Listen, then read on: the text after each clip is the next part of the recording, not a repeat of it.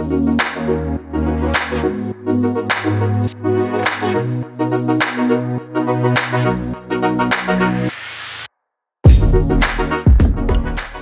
Pichazik, bonjour. Bonjour. Merci d'avoir accepté l'invitation de l'UFE et de Wavestone pour cette interview dans le cadre du colloque 2021 de l'UFE. En octobre dernier, RTE, à la demande du gouvernement français, rendait public son étude sur les futurs énergétiques de 2050. Pouvez-vous nous partager quelques conclusions et éléments marquants de cette étude ?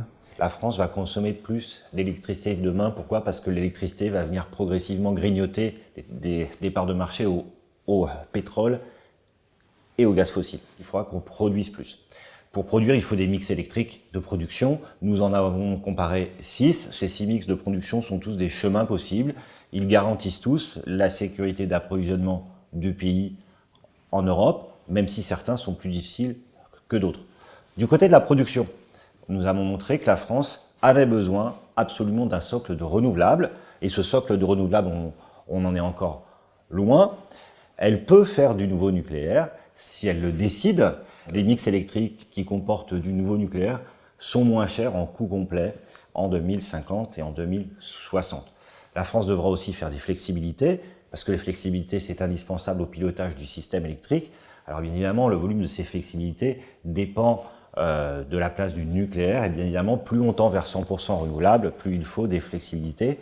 Et enfin, ce que nous avons montré, c'est que les réseaux vont grandir, le réseau de distribution d'une part et le réseau de transport d'autre part, puisque plus de NR dans les territoires égale plus de réseaux. Comment vont se traduire ces coûts dans la facture des consommateurs et comment garantir l'acceptabilité ? Ce qu'on sait aujourd'hui, c'est que le système électrique il coûte à peu près 45 milliards d'euros par an en coût complet annualisé et qu'en 2050 et en 2060, les systèmes dans lesquels on se projette coûteraient entre 60 et 80 milliards.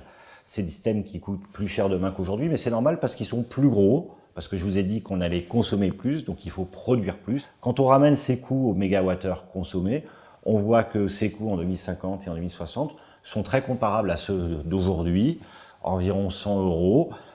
Et ça veut dire que nous avons des scénarios de mix de production d'électricité avec les flexibilités et les réseaux qui vont avec, qui ne supposent pas une augmentation substantielle du mégawattheure consommé. Plus 0% à plus quelques pourcents. Donc ça, c'est une très bonne nouvelle. Après, il ne faut pas confondre les coûts et les prix. Et donc, l'enjeu de la France dans l'Europe, dans les années qui viennent, c'est de faire en sorte que les prix de marché d'aujourd'hui reflètent davantage les coûts des mix de production de chaque pays pour que les Français puissent profiter de son système de production d'électricité décarboné dont le coût ne va pas flamber.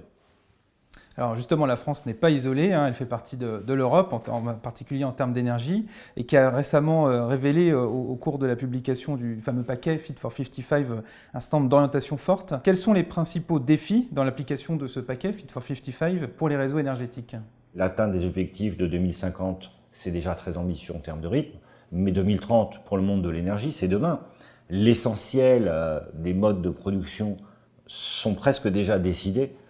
Le défi que ça pose, je crois que c'est essentiellement celui de la vitesse. Et de ce point de vue-là, je pense qu'il faut qu'on mette le doigt sur 3 contradictions qu'il faut que l'on résolve. La première contradiction, c'est l'opposition souvent donc organisée localement entre l'urgence climatique et donc l'obligation à construire des infrastructures dans le territoire et les enjeux locaux de paysage et de biodiversité. La deuxième, c'est une contradiction de rythme entre l'urgence du Fit for 55 et l'urgence de la neutralité carbone en 2050, et nos procédures, nos règles, nos modes de délibération qui font qu'en France, nous restons lents. Et puis, la troisième contradiction qu'il faut résoudre, c'est finalement la contradiction des discours entre la globalité de nos intentions et la réalité de ce que nous sommes capables de faire sur le terrain. Xavier Pichazik, merci beaucoup. Merci à vous.